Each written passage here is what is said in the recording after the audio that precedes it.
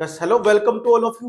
देखो आज हम ना एक और बेहतरीन सा जो चैप्टर है विलियन है ना उसका करने वाले रिवीजन। वैसे तो ये जो चैप्टर है इसका मैंने कुछ पार्ट ना पहले एक्सप्लेन कर दिया था।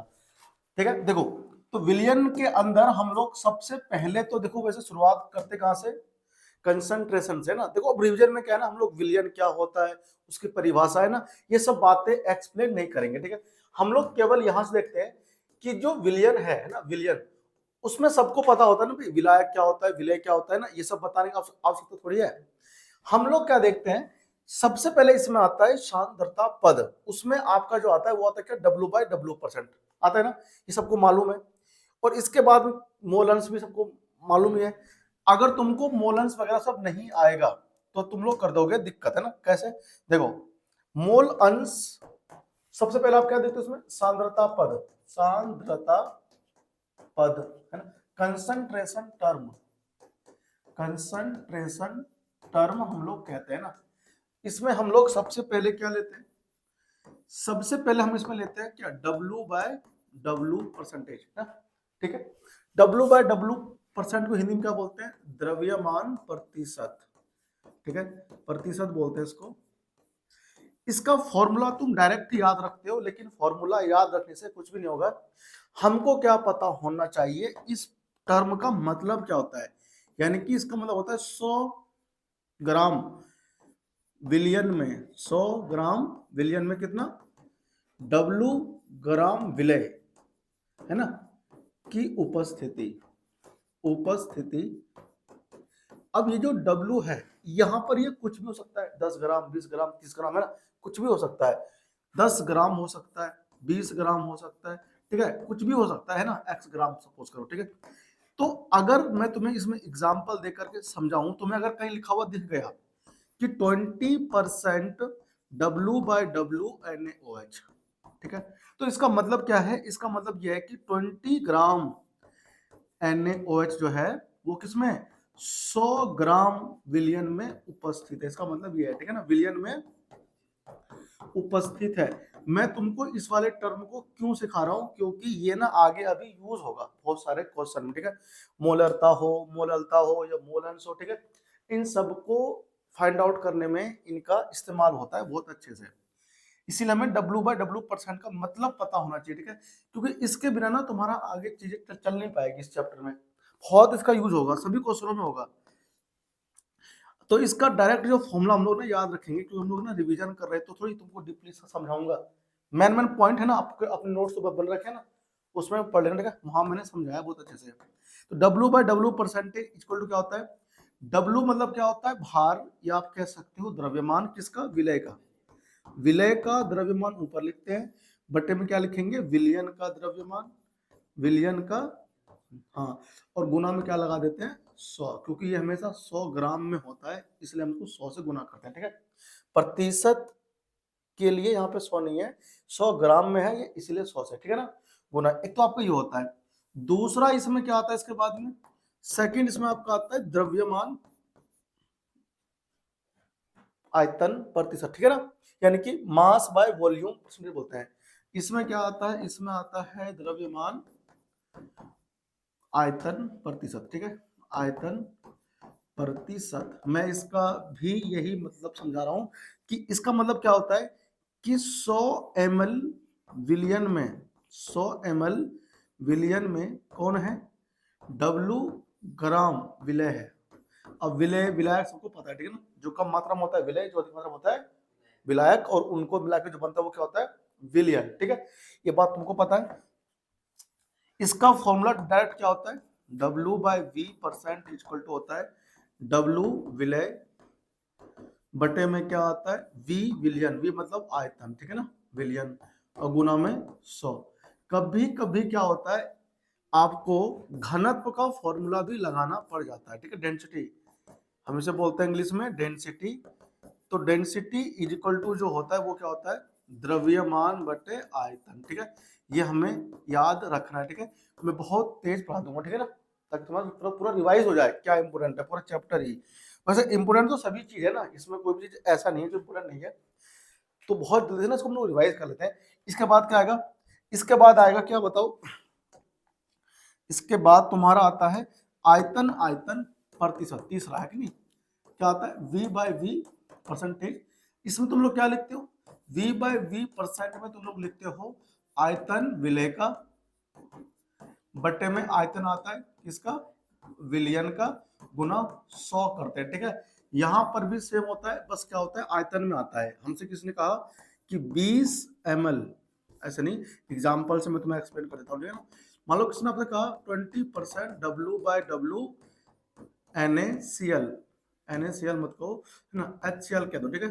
इसका मतलब क्या हुआ कि 20 ml HCl है, वो किसमें 100 ml, अगर यहां लिखा होगा जलिया, क्या लिखा होगा जलिया, तो हम बोल देंगे 100 ml जल में उपस्थित है, ठीक है। इसका मतलब ये होता है उपस्थित है। ये चीज हो गया ना यहां से क्लियर। इसके बाद क्या आता है, इसके बाद आता है मोलंस, है ना, मोलंस आता है। अब मोलंस में क्या आता है बोलने पर, मोलंस को लोग क्या बोलते हैं, मोल फ्रैक्शन बोलते हैं ना इंग्लिश में, मोल फ्रैक्शन हो गया।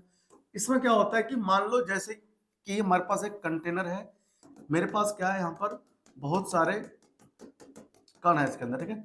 मतलब ये बीकर है, इसके अंदर कौन है, एक विलय है, कौन है, विलय है। तो विलय के मोलों की संख्या, विलय के मोलों की संख्या, मोलों की संख्या वो कितनी होती है, मान लो n, ए मतलब होता है यहाँ पर क्या विलय है ना, तो हम उसको बी बोल देते हैं, ठीक है। एनचार्ट ना एक और दो बोलता है, अवयव एक और अवयव दो, हम इसको दो बोल रहे हैं, ठीक है। n क्या है, विलय के मोलों की संख्या को हम लोग n 2 से करते हैं प्रदर्शित, और अगर यहाँ पर लिखा हुआ है विलायक के मोलों की संख्या, विलायक के मोलों की संख्या, मोलों की संख्या, ठीक, तो इसको हम लोग क्या लिखेंगे n2 से, सॉरी n1 से, ठीक है। n1 हो गया। बताओ अगर इसके अंदर n2 मोल कौन है, विलय है, और n1 मोल कौन है, विलायक है, तो इसमें कुल कितने मोल हो गए इस विलयन के अंदर, दोनों को जोड़ देते हैं, तो कुल मोलों की संख्या है ना, कुल मोलों की संख्या इस विलयन में क्या आ गया, मोलों की संख्या वो आ गया n प्लस n2, ठीक है ना। दोनों को जोड़ देंगे ना भाई, n2 मोल कौन है, विलय है, और n1 मोल कौन है, विलायक है, तो इन सबको हमने जोड़ दिया, तो जोड़ के बताओ कितना आ गया, n1 प्लस n2, खत्म कहानी, ठीक है। अब इसमें क्या होता है देखो, हमसे पूछेगा मोल अंश, तो मोल अंश को हम लोग दिखाते किससे, बताओ काई से, ठीक है ना, हम इसे बोलते हैं काई, काई बोलते हैं। अब ये या तो अवयव ए का होगा या अवयव बी का होगा, किसी का भी हो सकता है। अगर ये हमने क्या लिया, अवयव ए का लिया, तो अवयव ए के मोल ऊपर लिखेंगे, अवयव ए नहीं एक दो हमने काट के, तो हम लोग एक दो लिख लेते हैं, अवयव एक, या फिर आप कह लो यहाँ पर क्या विलायक, विलायक का मोल अंश क्या होगा, विलायक के मोल ऊपर रखो, वो कौन है n1, तो n1 बटे टोटल आएगा नीचे n1 प्लस n2, ठीक है ना। ऐसे करते हैं मोल अंश की गणना, इस फॉर्मूले से करते हैं। अच्छा, मोलों की संख्या का फॉर्मूला सबको मालूम है, याद होना चाहिए, मोलों की संख्या, अगर नहीं भी पता है तो मैं ना अभी समझा दूंगा क्वेश्चन के माध्यम से। मोलों की संख्या क्या होता है, दिया गया भार बटे मोलर भार, ठीक है। ये क्या W, ये है दिया गया द्रव्यमान, ये हमेशा क्वेश्चन में दिया जाएगा, ठीक है, दिया गया द्रव्यमान, ठीक है। और ये कौन है, ये है मोलर द्रव्यमान, मोलर द्रव्यमान किसका, किसी भी अवयव का, ठीक है ना, हो गया इतना क्लियर। इसके बाद में आता है मोलंस, किसका, विलय का मोलंस आता है, तो विलय का मोलंस निकालेंगे तो विलय के मोलों की संख्या ऊपर लिखेंगे, वो क्या आएगा n2, है ना, n2 बटे में कौन है बताओ, n1 प्लस n2 आ जाएगा। ये हुआ तुम्हारा सब क्लियर यहाँ से ना, ये फॉर्मूले होते हैं, किसी विलयन के अंदर जितने भी अवयव उपस्थित हैं उन सभी के मोलों की, सॉरी मोल अंश की जोड़ कितना आता है, एक आता है। यानी कि मान लो इस बीकर के अंदर क्या है, देखो इस बीकर में दो प्रकार के अवयव है, एक अवयव एक और एक बी, हमने ए और दो का है ना, एक और दो का है, तो इसके अंदर कुल कितने हो गए, दो हो गए अवयव, तो उनके मोल अंशों का जोड़ कितना होता है, हमेशा एक होता है, उससे ऊपर नहीं जाएगा, ठीक है ना, हमेशा एक होगा, ठीक है। किसी विलयन में जितने मर्जी अवयव उपस्थित हो उन सभी के मोल अंशों का जोड़ एक हो, उसमें दो हो, है ना, उसमें तीन हो, उसमें चार मोल अंश है ना, कितने भी उसमें संख्या हो सकती है, उन सब का जोड़ कितना आता है, हमेशा एक आता है, ठीक है, इससे कभी ऊपर नहीं जाता है, ठीक है। इसमें एक चीज और समझा देता हूं, मोल अंशों का अनुपात, मान लो अवयव एक है या आप कह लो विलायक है, विलायक का मोल अंश और किसका, विलय का मोल अंश, इनके जो अनुपात होते हैं ना वो इनके मोलों की संख्या के, मोलों के संख्या के बराबर होते हैं। ठीक है, मोलों की संख्या n1 n2 क्या है, मोलों की, अवयव एक का मोल अंश मान लो क्या है, उसका x विलायक है और ये कौन है, विलय है, इसका मोल अंशों का अनुपात मोलों की संख्या के बराबर। ठीक है ना, ये कभी कभी ना क्वेश्चन आ जाता है यहाँ से, मतलब इसका यूज जो है वो हो जाता है। ठीक है, अब बढ़ते आगे अपन लोग। ठीक है, क्या हो गया, देखो ऐसे। इसके बाद क्या आता है, पीपीएम, है ना, चौथा आता है तुम्हारा पीपीएम। इसका मतलब क्या होता है, पार्ट प्रति मिलियन, है ना, क्या बोलते हैं इसको, पार्ट प्रति मिलियन बोलते हैं। ठीक है, पार्ट प्रति मिलियन हम लोग इसको बोलते हैं पीपीएम। ठीक है, क्या मतलब होता है कि मतलब बहुत सारे अमाउंट हो विलायक का, विलायक के बहुत बड़ी संख्या में हो, मोलक संख्या, उसमें विलय बहुत ही कम हो। ठीक है, जैसे हम लोग ना प्रदूषण वगैरह नापते हैं तो उसको पीपीएम में नापते हैं, क्योंकि यहाँ पर बहुत सारी गैसों का आयतन है, उसमें कोई एक गैस जो है बहुत कम मात्रा में उपस्थित है, तो ऐसे विलयन के लिए हम लोग यूज करते हैं पीपीएम।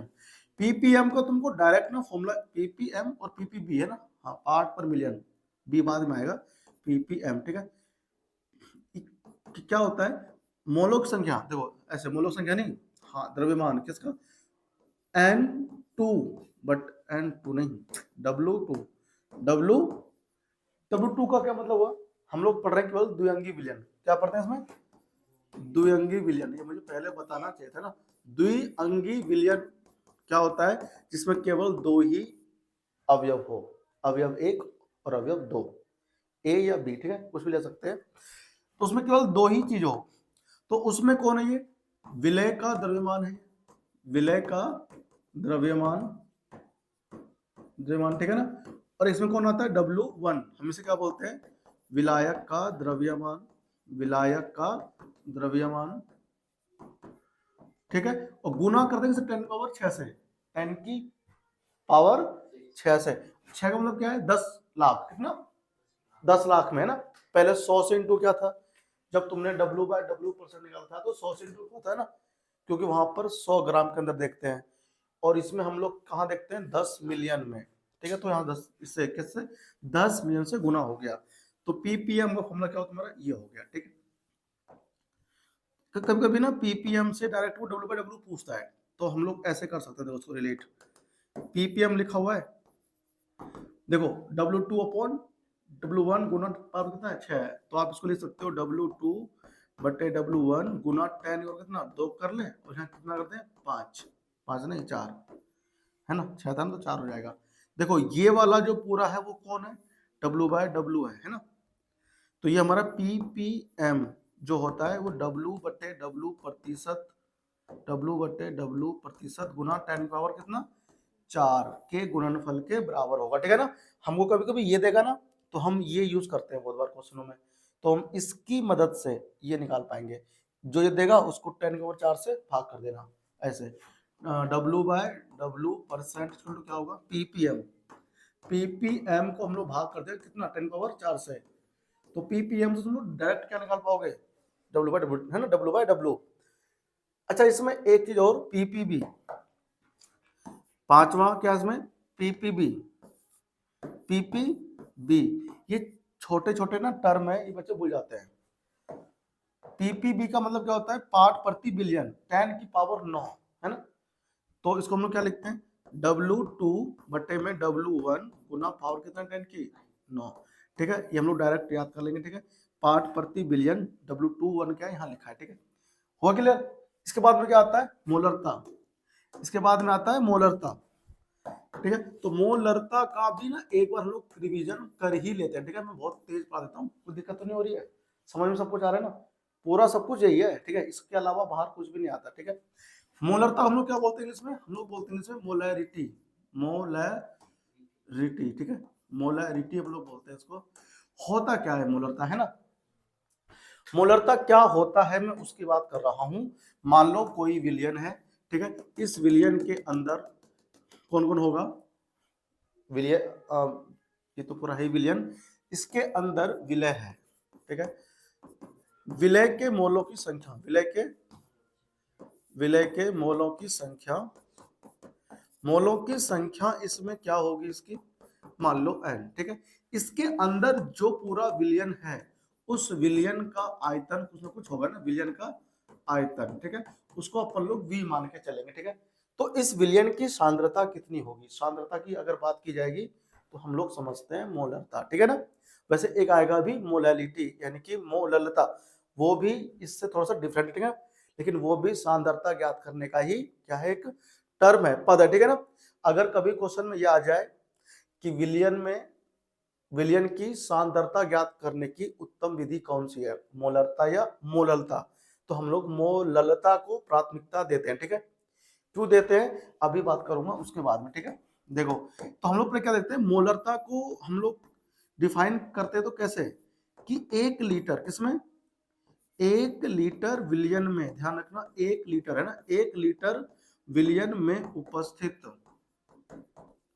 उपस्थित विलय के मोलों की संख्या, विलय के मोलों की संख्या है ना, मोलों की संख्या, ये होती है मोलरता की परिभाषा। लेकिन परिभाषा तो पेपर में आता ही नहीं है ना, इसका डेफिनेशन तो ना आता है, इस पर बेस तो क्वेश्चन आ जाता है, ठीक है। तो मोलरता का फॉर्मूला इस परिभाषा के अनुसार क्या बनना चाहिए, देखो मोलरता इज इक्वल टू बनना चाहिए कैपिटल M से, इसको हम लोग ना प्रदर्शित करते हैं, ठीक है। इसका मतलब होता है हमारे पास क्या, विलय के मोलों की संख्या, किसके, विलय के मोलों की संख्या, विलय के मोलों की संख्या, ये पूरा ना नोट 7 मैंने बना दिया ना, कोई दिक्कत नहीं, तुम्हें पूरा इसमें रिवीजन भी हो जाएगा। अभी ना मैं जब सारा सांद्रता पद का फॉर्मूला लिखवा दूंगा तो 2-4 क्वेश्चन करा दूंगा, ठीक है ना, जो पेपर में आए हुए हैं पिछले साल, ठीक है। देखो इसमें क्या है, इसके अंदर विलय हो गया, विलयन का आयतन, इसका विलयन का आयतन, तो विलयन का आयतन होता है, ठीक है, किसमें, ध्यान रखना लीटर में, इसमें लीटर में जरूर लिखना है, कभी तुम ml में लिख दो, ठीक है। इसको हम लोग सिंबॉलिक फॉर्म में मतलब प्रतीकात्मक रूप में कैसे लिख सकते हैं, देखो मोलरता कैपिटल M इक्वल टू है ना, यहाँ लिख देता हूँ मोलरता n है, ठीक है। मैंने अभी कहा ना जो हमारे पास विलय होगा उसको हम लोग अवयव 2 से करेंगे प्रदर्शित पूरे चैप्टर में, ठीक है, और जो विलायक होगा उसको हम लोग अवयव 2 से करेंगे प्रदर्शित, ठीक है ना, ये ध्यान रखना। तो n2 लिखा है मैंने और यहाँ पे क्या लिखा मैंने v, litre L for litre, ठीक है ना। अब n2 मोलों की संख्या का सूत्र मैंने तुमको अभी समझाया था कि W2 लिखेंगे बट्टे M2, W2 का मतलब क्या है, विलय के मोलों का, विलय का दिया गया भार, और M2 क्या है, विलय का मोलर द्रव्यमान, ठीक है, और बट्टे में कौन आएगा V। अगर ये V तुमको वो L की स्थान पे नहीं, लीटर के स्थान पर किसमें देते हैं, ml में, ठीक है ना। तो इसको लीटर में चेंज करने के लिए हम लोग क्या करते हैं, 1000 से भाग कर देते हैं, लेकिन कब, जब ये ml में गिवन हो पहले से ही। लेकिन ये पक्का है कि 90% क्वेश्चन में तुमको जो है ना आयतन वो ml में ही देगा, ठीक है। तो मैं तुमको ना लीटर वाला फॉर्मूला बना के दे देता हूँ। तो लीटर का फॉर्मूला क्या बन गया, मोलरता इज इक्वल टू है ना, मोलरता यानी capital M is equal to क्या बन गया, देखो ये तुम्हारा बन गया ये W2 गुना 1000, ठीक है, 1000 ऊपर बहा दिया ना, ये जो बट्टे में 1000 है ऊपर गया, नीचे क्या बचेगा M2 गुना V किस में है, ml में। अगर V पहले से ही लीटर में दिया रहेगा ना तो हम उसको चेंज नहीं करेंगे ना, यानी 1000 वहां पर फिर मत लगाना, ठीक है। ये सिंपल एक जनरल फॉर्मूला है, इसमें पूरा नहीं आ रहा है, अब हो गया, ठीक है ना। देखो तो यहाँ पर क्या हुआ, पूरा आ गया इसमें, ठीक है ना, मोलरता का सूत्र, ये ना मैं पीडीएफ बना दूंगा तेरे को भेज दूंगा, ठीक है, व्हाट्सएप पे तू उसे पढ़ लियो, तो ये लिखने की आवश्यकता नहीं पड़ेगी, है ना, मतलब नहीं, इसलिए मैं इसको ना पेज वाइज यहाँ पे लिख रहा हूँ, पेज वाइज है ना, इस पेज पर ये आ गया, इस पेज पर ये आ गया, ठीक है। ये पूरा ना ऐसे क्या है पीडीएफ बन जाएगा, ठीक है, देखो ये रहा यहाँ से, है ना, ये मैंने शुरू में पढ़ाया था, है? देखो मैंने इसमें विलन की, हाँ ये तो हम ही आ गए, है ना, हम ही आ गए थे अभी, देखो इसमें कहाँ गया, हो गया तुम्हारा ये पूरा, है ना, रिवीजन हो गया। अब कभी कभी ना घनत्व मोलरता वाला क्वेश्चन सिंपल क्वेश्चन नहीं देगा तुमको, एक तो तुमको सिंपल क्वेश्चन को ये दे सकता है, एक सिंपल क्वेश्चन तो तुमको ये दे सकता है कि 0.2 ग्राम NaOH को क्या बोला उसने, मान लेते हैं यहाँ पर 400 ml, 400 ml जल में घोल कर एक विलयन बनाया गया है ना, विलयन बनाया गया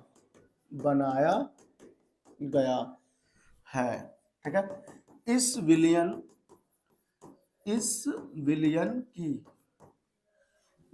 की कीमत लिखो, है ना। इस विलयन का किया है, का आएगा कि अच्छा लग रहा है ना, कि मोलरता ज्ञात कीजिए, मोलरता ज्ञात कीजिए, है ना। मोलरता ज्ञात करना है इसका। तो कैसे ज्ञात होगा, देखो सिंपल क्वेश्चन है। सबसे पहले हम लोग क्या लिखते हैं, क्या क्या चीज दे रखा है। तो घोला किसको, NaOH को, किस में घोला उसने, जल में। तो विलय कौन हुआ, NaOH।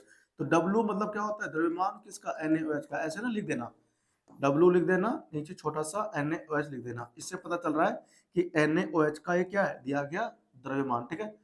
बहुत से बच्चे गलती करते हैं तो मत करना, इसको ऐसे लिख देंगे, देखो, ठीक है। ऐसे मत लिखना भाई, ये ना, ये कुछ सिंबल थोड़ा ना हुआ, ठीक है। तो इसमें क्या हो गया, इसमें हमारे पास ये हो गया 0.2 ग्राम विलय होकर बाहर हो गया, है ना। अब विलय का भार कितना हो गया, तो विलय कोरेज के अंदर NaOH है, तो तुम्हें उसके मोलर की संख्या निकालने के लिए तुम्हें आवश्यकता पड़ेगी किसके, NaOH के मोलर द्रव्यमान की।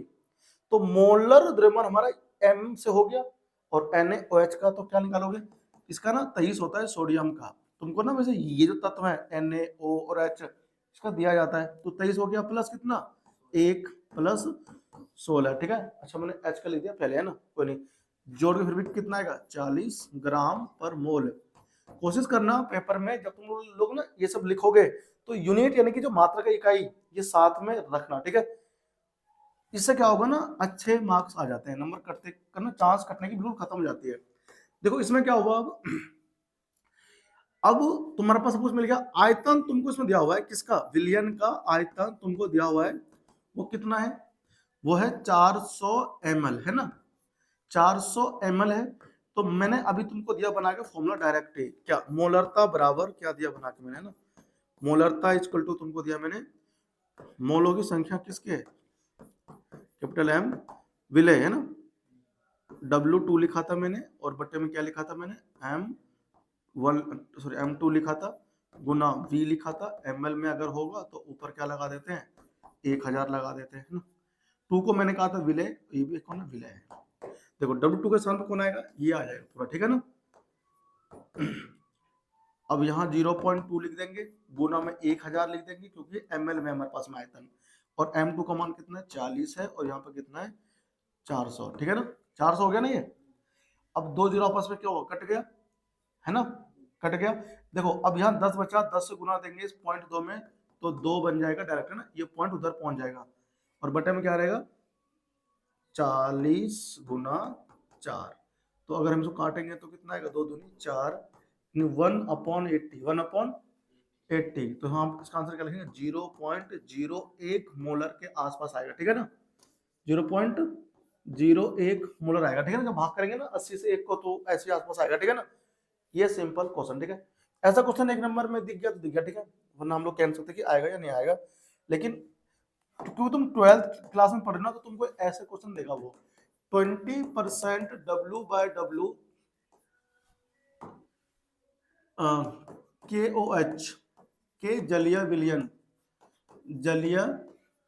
विलयन का घनत्व कितना है, 1.2 ग्राम पर ml है।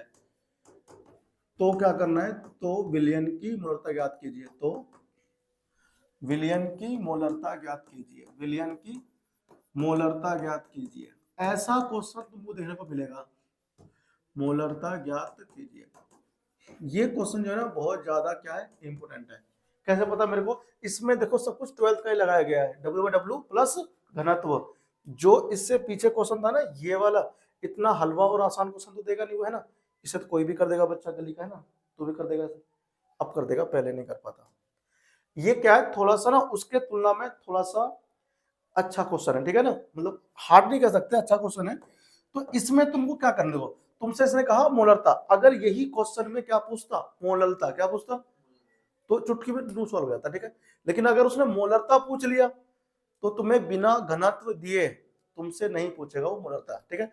अब क्योंकि यहाँ पे जल में है ना, जल में है, तो जल वाले क्वेश्चन में क्या होगा, तुमको ये जो घनत्व है नहीं भी देगा तो भी कर सकते हैं, क्योंकि जल का घनत्व हम लोग मान के चलते हैं 1 ग्राम पर एमएल, ठीक है ना, फिक्स है। अगर तुम्हें क्या हो, कभी कोई क्वेश्चन दे जाए जल वाला, तुमको क्या देगा, विलायक देगा, जलीय विलयन बोल देगा तुमको, घनत्व नहीं देगा, वो बोलेगा मोलरता ज्ञात करो। तो तुमको अगर ये दे रखा है W/W, तो तुम केवल इससे नहीं निकाल सकते मोलरता, तुमको डेंसिटी देगा।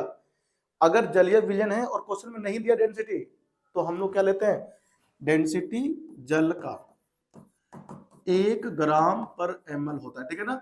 और यही कॉन्सेप्ट जो है अनुसंख्यक गुणधर्म वाले एक क्वेश्चन है जहां पर वेन टॉप फैक्टर यूज हुआ है, एनसीईआरटी में एग्जांपल है, ठीक है। सबसे लास्ट एग्जांपल है, वहां पे जलीय विलयन है, ठीक है ना, उसमें यूज किया है उसने 1 ग्राम प्रति एमएल, वहां पे दिया नहीं, ठीक है ना। तो जल का घनत्व हमेशा इतना होता है 1 ग्राम पर एमएल, ठीक है, ये तुम लोग ध्यान रखना, ठीक है। वो सेट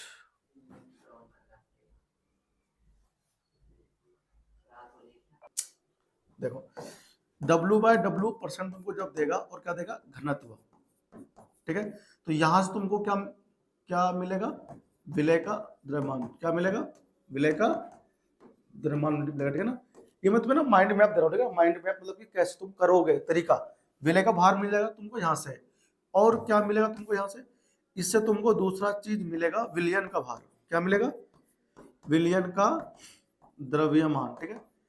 क्या निकालने के लिए, मोलरता, मोलरता ज्ञात करना जब क्या दिया हो, W/W प्रतिशत व घनत्व दिया हो, घनत्व दिया हो, इंपोर्टेंट है, ठीक है। तो क्या होगा, W/W परसेंट से तुमको मिलेगी दो चीजें, एक मिलेगा तुमको क्या, विलय का द्रव्यमान, और एक तुमको मिलेगा विलयन का द्रव्यमान। कुछ ऐसे मान लो 20% W/W NaOH का विलयन बोल दिया उसने, ठीक है ना, क्या बोल दिया उसने, विलयन। तो विलयन का भार कितना होगा, 100 ग्राम, कितना होगा, और विलय का भार कितना होगा, 20 ग्राम, ठीक है ना। मुझे मोलरता ज्ञात करने के लिए क्या क्या चीजें चाहिए, मेरे को चाहिए W2 बटे में M2 गुना में क्या चाहिए, 1000, और बटे में चाहिए कितना, आयतन, ठीक है, किसका, विलयन का आयतन चाहिए, विलय का भार चाहिए, और विलय का मोलर भार चाहिए। तो आपको ये वाला तो मिलेगा यहाँ से डायरेक्ट, ठीक है, ये तुमको नहीं मिलेगा, और ये तुम्हें कहां से मिलेगा, फॉर्मूले से, जो बोलेगा तुमको वो कौन सा वो विलय है, ठीक है ना, मतलब NaOH है, QH है, टोल्यून है, बेंजीन है, कुछ ना कुछ बोलेगा वो पक्का। तो यहाँ तुमको मिलेगा यहाँ से। अब इसको निकालने के लिए हमें जद्दोजहद करनी पड़ती है, विलयन का द्रव्यमान का इस्तेमाल हम लोग करते हैं, ठीक है, क्योंकि हमें W/W से विलयन का क्या मिलता है, विलयन का मिलता है द्रव्यमान। तो घनत्व का फॉर्मूला आप लोग लगा देना, घनत्व इक्वल टू क्या होता है, अगर ये डेंसिटी विलयन का है तो लगेगा विलयन का द्रव्यमान, ठीक है, और अगर ये क्या है, विलय का है, क्या है, अगर ये डेंसिटी विलय का है तो विलय का भार यहाँ पर रखेंगे, ठीक है ना, जिसका डेंसिटी होगा उसी का भार रखा जाएगा। और यहाँ पर क्या आता है, विलयन का आयतन, विलयन का आयतन आता है, ठीक है ना, विलयन का आयतन आता है। तो विलयन का आयतन, ऊपर क्या है, विलयन का द्रव्यमान, ठीक, ये चीजें आपको पता होनी चाहिए। तो जो ना वो जो क्वेश्चन छूट गया था इससे पीछे, वो बंद हो गया हमारा, बोल रहे ना, उसको ना इसी कॉन्सेप्ट से कर लेना, आराम से सॉल्व हो जाएगा, ठीक है। हम लोग बढ़ते हैं आगे। इसके बाद में आता है मोललता, मोललता, ठीक है ना, मोललता, ये शायद 7वां है ना, ये 7वां है ना, कंसंट्रेशन टर्म कितने, 7वां है, तो ये मोललता हम लोग क्या बोलते हैं इंग्लिश में, हम इसे बोलते हैं मोलैलिटी। तो इसका मतलब क्या होगा, देखो, इसका मतलब होता है क्या, विलय के मोलों की संख्या, विलय के मोलों की संख्या, मोलों की संख्या किसमें, 1 केजी विलायक में, ध्यान रखना ये विलायक में है, 1 केजी विलायक में, यानी 1 किलोग्राम विलायक में कितने विलय के मोलों की संख्या उपस्थित है ना, उसकी बात करता है ये। तो इसमें क्या होगा, देखो इसमें क्या होगा, इसको दिखाते हैं हम लोग किससे, कैपिटल एम स्मॉल एम से ना, मोललता। स्मॉल एम इक्वल टू क्या होता है, W2 यानी कि विलय की मोलों की संख्या, ठीक है, मोलों की संख्या, विलय की मोलों की संख्या हो जाएगी इधर, और बटे में कौन आ जाएगा बताओ जरा, विलायक का द्रव्यमान, ठीक है ना, द्रव्यमान केजी में, ठीक है ना, केजी की बात करें, केजी की। तो इसको शॉर्ट फॉर्म में तुम लोग कैसे लिखोगे, small M equal to N2 बटे W1। वन का मतलब क्या है, वन का मतलब यहाँ पर ये है विलायक अवयव एक है ना, अवयव दो कौन है, विलय उसके मोलक संख्या, आप समझ गए ना। अगर ये ग्राम में दिया रहेगा तो ऊपर 1000 से गुना करना पड़ता है, 1000 से गुना करना पड़ता है। अब यहाँ पर क्या है, स्मॉल एम इक्वल टू हम लोग क्या लिखेंगे, एन को लिखेंगे W2 बटे M2, ठीक है, और बटे में कौन है, W1 भी पहले से है। अगर ये W1 यानी कि विलायक का द्रव्यमान ग्राम में है तो ऊपर कौन आता है, 1000, ठीक है ना, क्योंकि आप लोग ग्राम को केजी में चेंज करने के लिए 1000 से भाग दोगे, वो ऊपर पहुंच जाएगा, ठीक है ना। तो तुम डायरेक्ट ना इस फॉर्मूले को यूज कर पाओगे, ठीक है। देखो इसमें क्या होता है, बहुत सिंपल क्वेश्चन ना, अगर तुमसे क्वेश्चन में ये बोल दिया कि 25% W/W H2SO4 का जलीय विलयन क्या है, जलीय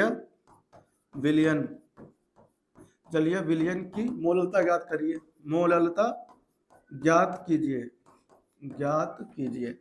तो ये बहुत ही सिंपल क्वेश्चन है, पता है क्यों, क्योंकि इसके अंदर तुमको विलय का भार मिलेगा कितना, 25 ग्राम। कितना मिलेगा, जितना W/W% होता है ना, उतने क्या होता है, विलय का भार होता है।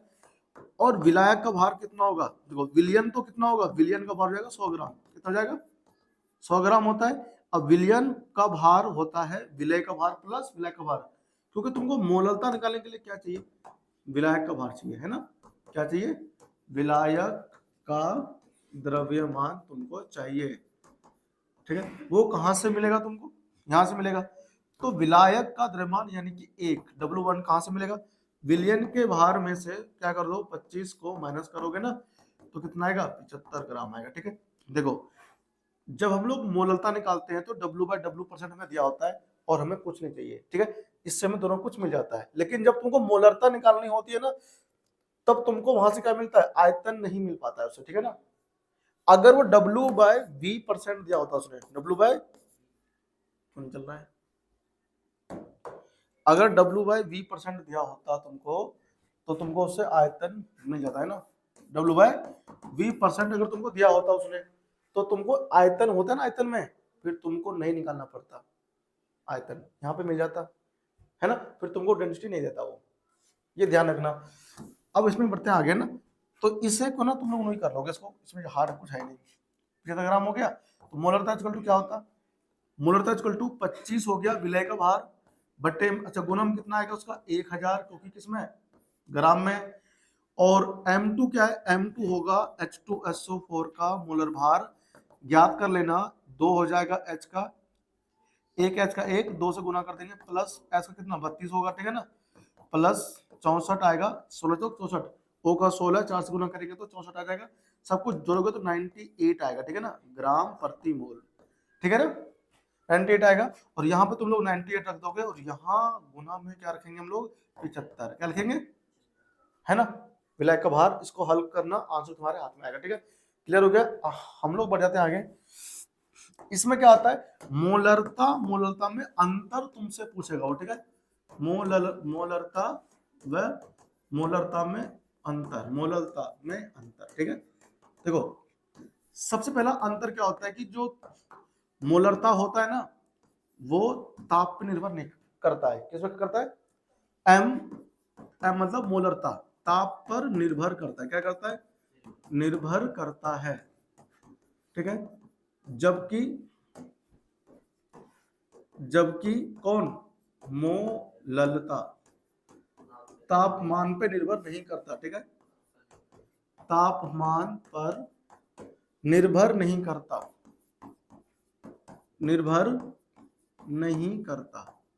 ठीक है ना, है, क्यों नहीं करता है, क्योंकि मोलरता जब आप निकालते हो तो क्या लिखते हो, N/V, है ना। अब V क्या है, आयतन, और आयतन ताप पर निर्भर करता है, ठीक है। खुद देखो, जब लोग क्या करते हैं, आयतन बढ़ेगा तो ये क्या होगा, घटेगा, और जब ये घटेगा तो ये क्या होगा, बढ़ेगा, ठीक है ना। और जब तापमान बढ़ाते हैं तो आयतन घटता है, आयतन जितना अधिक तापमान बढ़ेगा उतना क्या होगा, आयतन घटेगा, क्योंकि वाष्प बन के उड़ जाएगा तो आयतन घटेगा। अब आयतन घटेगा तो ये बढ़ेगा, इसलिए तापमान बढ़ने पर मोलरता भी बढ़ता है और तापमान घटाने पर ये घटता है, ठीक है ना। ये ध्यान रखना, ये क्या है, विलयन का आयतन, विलयन का आयतन। अब यहाँ पर क्या आ गया देखो, एम, स्मॉल एम में क्या होता है, विलय के मोलक संख्या बटे में क्या आता है, द्रव्यमान आता है, किसका, विलायक का, विलायक का द्रव्यमान, विलायक का द्रव्यमान हो गया। अब जो द्रव्यमान होता है ना वो वाष्प बन के उड़ता नहीं कभी भी, ठीक है, यानी कि जो भार होता है, मास होता है, वेट होता है, वो टेम्परेचर से इंडिपेंडेंट यानी स्वतंत्र रहता है, ठीक है ना, ये तापमान पर निर्भर नहीं करता, इसीलिए क्या होता है, मोलरता भी तापमान पर निर्भर नहीं करता है, ठीक है, समझ में आया। अब एक इसमें आता है मोलन्स भाई साहब, देखो, अच्छा इसमें अंतर तो ना देख लिया, ये अंतर इसमें, ठीक है, इसकी इकाई क्या होती है, सिंपल लिख देना, मोल पर लीटर, और इसकी क्या होती है, मोल पर केजी, मोल पर केजी। इसको हम लोग सिंपली स्मॉल एम से दिखा देते हैं ना, इसको हम लोग एम से, ठीक है, इसमें और कोई दिक्कत नहीं होगी, ठीक है ना। एक इसमें आपका ये भी आता है मोल अंश, देखो मोल अंश है ना, मोल अंश W/W, ठीक है, और कौन हो गया, हाँ ppm, ppb, ये भी तापमान पर निर्भर नहीं करते, ठीक है, बाकी करते हैं, बहुत बार क्वेश्चन पेपर में आ जाता है मल्टीपल चॉइस में, इनमें से कौन सी क्वांटिटी जो है वो टेम्परेचर पे डिपेंड करती है ना, तो बता देना, ये नहीं करते, ठीक है ना। उसमें ऑप्शन में एक ये भी होगा, 4 ऑप्शन तो देंगे, 3 देंगे तुमको ऐसे जो करते होंगे डिपेंड, एक देगा जो नहीं करता होगा, ठीक है, तो देख लेना, ठीक है। अब हम लोग बढ़ते आगे, संबंध पता है सबको मोलरता में और उसमें है संबंध, मोलरता व मोललता, मोललता में संबंध, संबंध क्या है इसके अंदर, देखो मोलरता मोललता में क्या संबंध होता है ना, इसमें संबंध क्या होता है, मोलरता मोललता में संबंध क्या होता है, हमको मोलरता दिया रहेगा m, ठीक है ना, ये क्या है, मोलरता होगा, तुमसे पूछेगा मोललता बताओ, ठीक है ना, और तुम्हें कुछ चीजें इसमें देगा, ठीक है, बहुत बड़ा इंपॉर्टेंट क्वेश्चन है, ये पेपर में आ जाता है। तो जब तुमको दिया होगा मोलरता तो तुम्हें कैसे करना है, कैसे, देखो मोलरता तुमको दिया होगा, ठीक है, मान लो ये x है, क्या है ये x है, इसका मतलब क्या है, इसका मतलब यह है कि विलय के x मोल, किसके, विलय, विलय के x मोल, है ना, x मोल, मैंने x माना किसको, मोलरता को, ठीक है ना, विलय के x मोल 1000 ml, या आप कह सकते हो 1 लीटर, कितना, 1 लीटर विलियन में उपस्थित है, विलियन में उपस्थित है। इस क्वेश्चन को देकर के विद्यार्थी का क्या चेक करना चाहता है, नॉलेज ये क्यों रट के बैठा है या उसको आता नहीं आता है कुछ।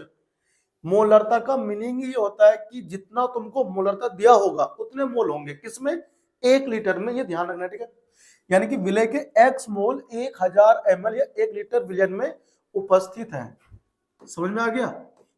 तो जो तुमको उसने मोलरता दिया होगा, मान लो तुम्हें उसने क्वेश्चन में दिया होगा 0.3 m, ठीक है ना, ये क्या है, मोलरता, कैपिटल M लगा हुआ दिख गया ना, समझ जाना मोलरता है, इसका मतलब यह है कि 0.3 मोल किसके, विलय के, किसमें है, 0.3 मोल विलय के 1000 ml में है।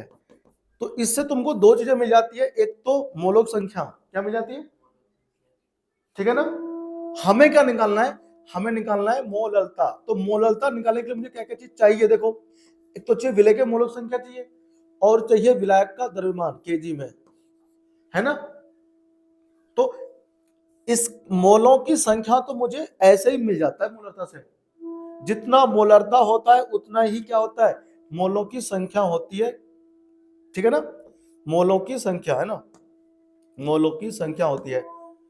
तो क्या हुआ, 0.3 m वो है मोलरता भी और विलय के मोलों की संख्या भी, साथ में तुमको उससे क्या मिल जाता है,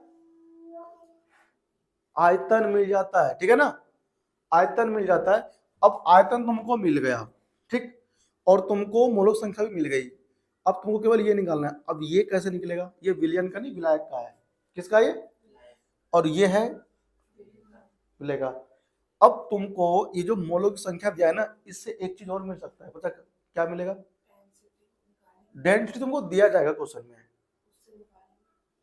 ये हम इससे मुझे मिलेगा विलय के द्रव्यमान। क्या मिलेंगे? ठीक है ना? हाँ, ये मैं इसको ना हटा दे रहा हूं। देखो, मोलरता था, मोल की संख्या मिल गई, आयतन मिल गया, ठीक है ना? अभी मैं तुमको एक्सप्लेन करता हूं। डेंसिटी तुमको दिया जाएगा, ठीक है ना? डेंसिटी तुमको देगा, साथ में आपको वो देगा डेंसिटी किसका? विलयन का घनत्व, ठीक है ना? ये क्या है? घनत्व है। किसका? तो विलयन का घनत्व। विलयन का घनत्व और उसका आयतन से तुम क्या निकालोगे? विलयन का द्रव्यमान, ठीक है ना? क्या निकालोगे? विलयन का द्रव्यमान, ठीक है ना? समझ में आया? एनसीईआरटी क्वेश्चन बहुत मस्त वाला है इसके ऊपर। विलयन का भार कितना आएगा? देखो, डेंसिटी गुना क्या होता है? आयतन। क्या होता है? आयतन। तो डेंसिटी तुमको देगा क्वेश्चन में, विलयन की घनत्व गुना विलयन का क्या हो गया? आयतन हो गया, है ना? अब और सुनो, ये तुमको मिला क्या? ये तुमको मिलेगा यहां से विलयन का भार। क्या मिलेगा? अब विलायक का भार निकालना है, तो विलायक का भार के लिए आपको चाहिए विलय का भार। क्या चाहिए? विलय का द्रव्यमान। कैसे निकालेंगे बताओ? विलय का द्रव्यमान हम लोग निकालेंगे किससे? मोलों की संख्या दे रखी है ना, तो मोलों की संख्या n विलय, मोलों की संख्या गुना मोलर द्रव्यमान। किसका? विलय का। भाई मोलों संख्या चलो क्या होता है? दिया गया भार बटे मोलर भार। तुमको मोलों संख्या मिल गई, तुमको जैसे ही उसने मोलरता दिया तुमको मिल गई तीन चीजें। मोलों की संख्या, तुम उससे क्या निकालोगे? विलय का भार। उसके बाद तुम उससे क्या निकाल सकते हो? और क्या ये निकलेगा, है ना? सिंपल सी बात है। तो ऐसे निकाल लोगे। तुमको क्या चाहिए? डब्लू। तुमने कहा ना भी तुमको डब्लू चाहिए, मोललता निकालने के लिए क्या चाहिए? डब्लू। इसको रखना मत ना, जो फॉर्मूला बनाऊंगा वो तो लगते हैं कॉम्पिटिशन वगैरह में, ठीक है ना? लेकिन अगर क्वेश्चन तुम्हारे बोर्ड लेवल पे आ गया तो तुमको इसी प्रोसेस से सॉल्व करते हुए जाना है। कम से कम 1.5 पेज भरेगा, ठीक है ना? और अगर कैलकुलेशन इजी हो गया तो जल्दी सॉल्व हो जाएगा ना, प्रोसेस छोटा सा है। अगर कैलकुलेशन उसने हार्ड से दे दिया, जैसे बुक में दे रखा है क्वेश्चन एनसीईआरटी में, तो थोड़ा समय लगेगा, ठीक है ना? तुम्हारा कैलकुलेशन पार्ट जो है ना, गुना उना करना, भागा करना, वो फटाफट से होना चाहिए ना। जैसे मान लो कि तुमको कहीं भाग करना पड़ रहा है एक को, किससे? 85 से। अब 1 मिनट तो सोच के निकाल देते हैं कि यार इतना लंबा भाग करना पड़ेगा, है ना? भाग करने लग जा रहा, ठीक है? सिंपल कर दो, 0.1 कर दो, 0.01 कर दो। पता है ना, 100 बनाने के लिए ये लगाना पड़ेगा। एक ही बार कर दो, क्या दिक्कत? 2 बार करना है ना? लेकिन बहुत बार ऐसे ऐसे नंबर आ जाते हैं, 275 भाग करना है 17 से, तो ना तो फटाफट से भाग कर देना। ऐसा भी नहीं आता है 11-25 ने, इससे भाग करना पड़ता है। तो आसान सा हो गया। और हार्ड करने के लिए तुमको क्या देगा वो? 1-1-17, 1-1-7 कर देगा, है ना? इसको तुरंत भाग करने लग जाना, ठीक है ना? पॉइंट में आएगा जो भी आएगा। अब क्या हुआ? डब्लू हमको निकालना है किसका? विलायक का। किसका? विलायक का। देखो, विलयन के भार में से क्या करते हैं? माइनस। विलय के भार को करेंगे माइनस। तो ये विलय का भार था, विलय का द्रव्यमान, और ये कौन है? विलयन का द्रव्यमान। तो विलायक का भार हमको चाहिए ज्ञात करने के लिए मोलरता, और वो हम लोग कैसे निकालेंगे? विलयन का भार कितना आया? डेंसिटी किसका है? विलयन की घनत्व है। विलयन का घनत्व गुना में कौन है उधर? विलयन का आयतन है, ठीक है? और माइनस का, अच्छा, विलयन का आयतन जब भी होगा ना 1000 होगा। कितना होगा? 1000 होगा इसमें, ठीक है ना? 1000 क्यों लेंगे? 1000 ml में तो होता है मोलरता, ठीक है ना? इसलिए। और यहां पर क्या है? n विलय। अब n विलय, ठीक है? और इनटू में क्या है? m विलय। क्या है? m विलय। नहीं हो गया? एक चीज में और देखो, ज्यादा बड़ा हो गया, तो ये क्या बन गया? 1000 d बन गया। यहां ले तो हमें विलयन, माइनस मोलों की संख्या को हम लोगों ने मोलरता कहा था ना, है ना भाई? तो m मोल, क्या यही हमारा क्या है? मोलरता ही है, और ये हमारा मोल की संख्या है। यहाँ पर मैं m लगा दूंगा कैपिटल। ये मोलरता और मोल दोनों सेम सेम होता है, ठीक है ना? अभी मैंने तुम्हें एक्सप्लेन किया था ना कि 0.3 मोलरता दिया हुआ है, तो 0.3 मोल ही है वो, और वो यहाँ पर m के जाएगा, ठीक है ना। और यहाँ पर क्या आएगा, m विलय। समझे समझे भाई, ये हो गया तुम्हारा वो जो तुमको चाहिए था क्या निकालने के लिए, मोललता।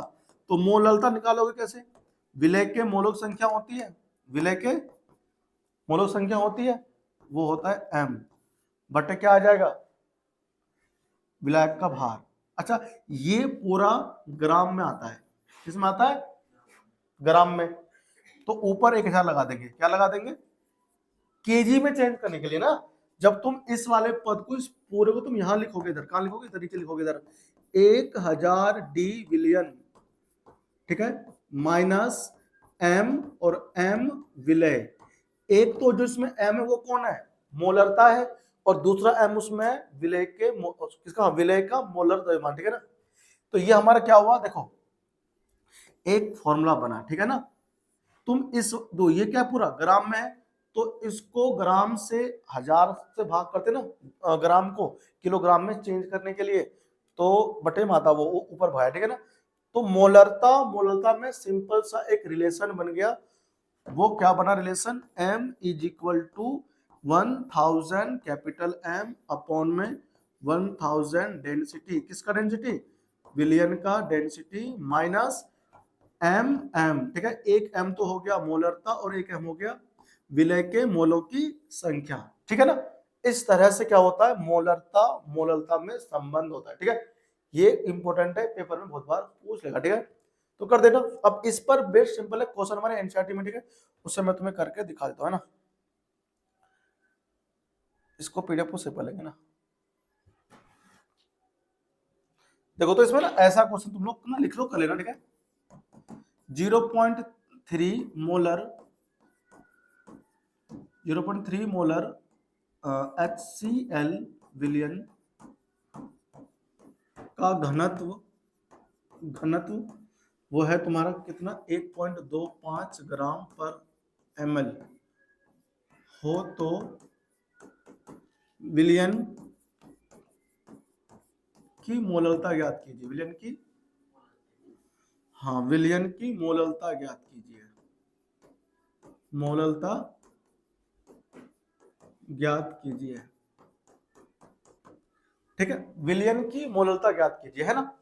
ऐसा क्वेश्चन सिंपल सा क्वेश्चन है, और कितना एक लाइन का क्वेश्चन बनेगा, ठीक है ना। और यही क्वेश्चन जो है ना बच्चों की ना ऐसे कर देता है, मतलब थोड़ा सा लेंथी पड़ता है, इसमें तुमको मोलरता दे देगा, ठीक है, और फिर तुमसे पूछेगा मोलरता, घनत्व तुमको जरूर देगा वो, ठीक है ना।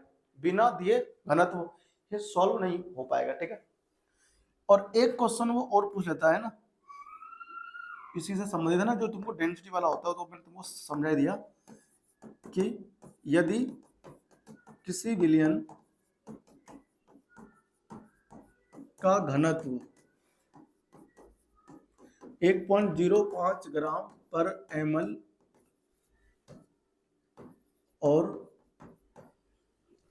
0 ये ना तुमको दे देगा कुछ ऐसा, मान लो 10% W/W HCl विलियन है, तो मोलरता ज्ञात कीजिए ना, मोलरता ज्ञात कीजिए ना। इन क्वेश्चनों को कर लेना, इससे बाहर क्वेश्चन नहीं आएगा, ठीक है ना, पेपर में। ऐसे सिंपल क्वेश्चन ना, इससे भी आसान क्वेश्चन आता है, इससे हार्ड तो कुछ आते नहीं है, ठीक है। तो यहाँ तुम्हारा खत्म हो जाता है सांद्रता पद, ठीक है, तुम्हारे एनसीईआरटी लेवल का, ठीक है ना, क्लियर हो गया। तुम इसको कर लेना सॉल्व। इसके बाद में आता है सोल्युबिलिटी। क्या आता है, सोल्युबिलिटी कहा मैंने, नॉर्मल तो थोड़ी कहा, नॉर्मल तो हमारे कोर्स में नहीं है, विलयता, ठीक है ना, हो गया। सोल्युबिलिटी आता है इसके बाद में ना, देखो ये लिख लिया, सोल्युबिलिटी आता है इसके बाद में, जो तुम्हारा स्टार्ट होता है यहां से आगे, ठीक है ना। हम लोग एनसीईआरटी के पेज करते हैं ना, देखो जो अपन लोग एनसीईआरटी को फॉलो करेंगे ना,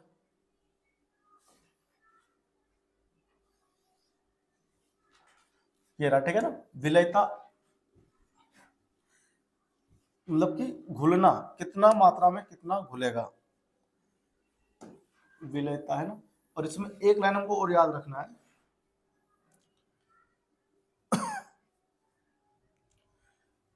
क्या याद रखना है चाचा? देखो ये रहा, देख रहा है विलेयता में क्या हो रहा है, ठोसों को हम लोग घोल रहे हैं, किसको? ठोसों की द्रवों में विलेयता है ना, कहां पर? यानी कि मान लो जैसे तुमने चीनी घोल दिया, किस में घोल दिया? जल में घोल दिया, तो तुमको विलयन हित तो मिलेगा। क्या मिलेगा?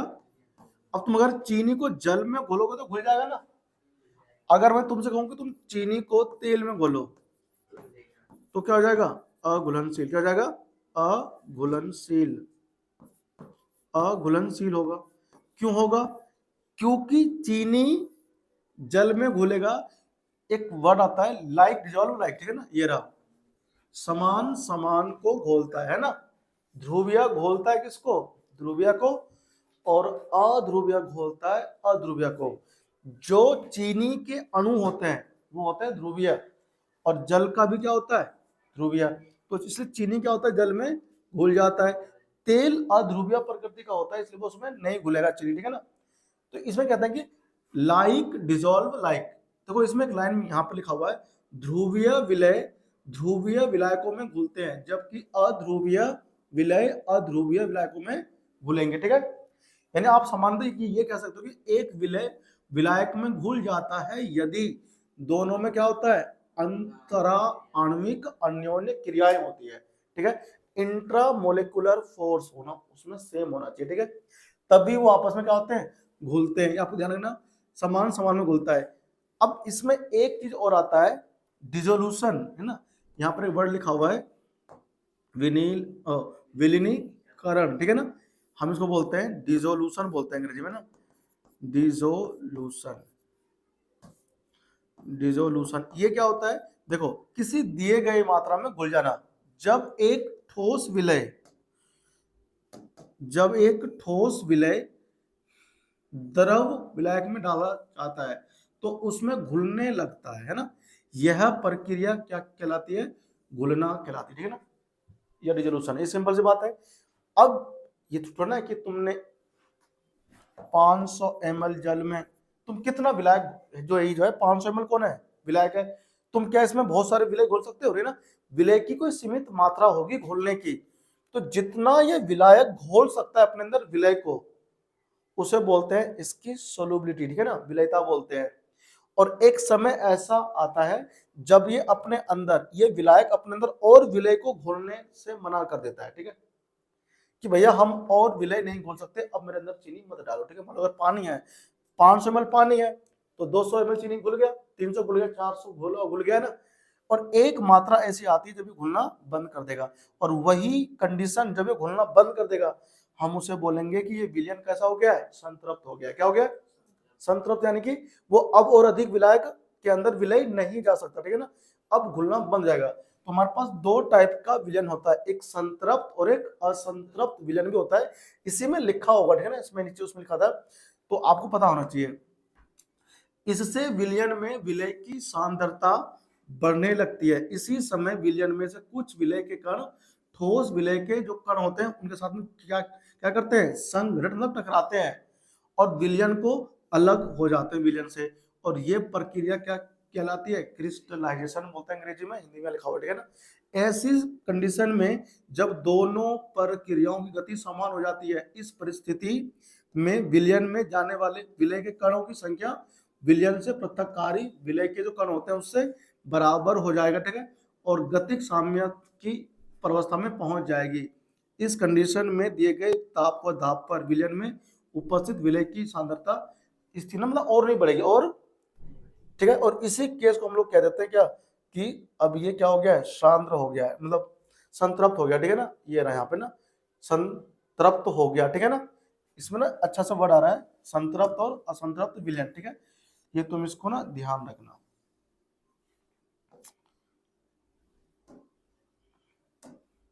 ये रहा, क्या आ गया इसमें?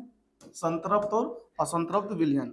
देखो, संतृप्त विलयन और असंतृप्त विलयन क्या होता है, ये तुमको साफ साफ बोल रहा है कि जब गैस को हम लिक्विड में घोलते हैं तो क्या होता है, तब भी ऐसा ही होता है। यानी कि समान ताप दाब है ना, यहाँ पे ये लिखा होगा दिए गए ताप एवं दाब पर और अधिक विलय नहीं घोला जा सके संतृप्त विलयन कहलाता है।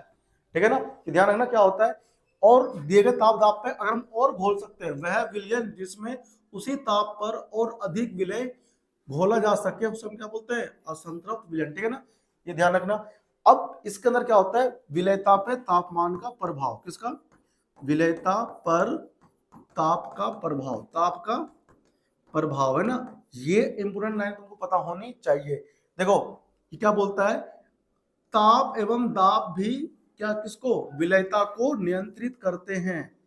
हमारे पास दो टाइप का विलयन होता है, जब हम किसी चीज को, जैसे मान लो कि NaCl है, उसे पानी में घोलेंगे तो दो चीज हो सकता है, या तो ऊर्जा वहां से निकलेगी या ऊर्जा वहां पे वो अवशोषित करती है। ठीक है ना, यानी या तो होगी उष्माक्षेपी या होगी उष्माशोषी प्रक्रिया घोलने की।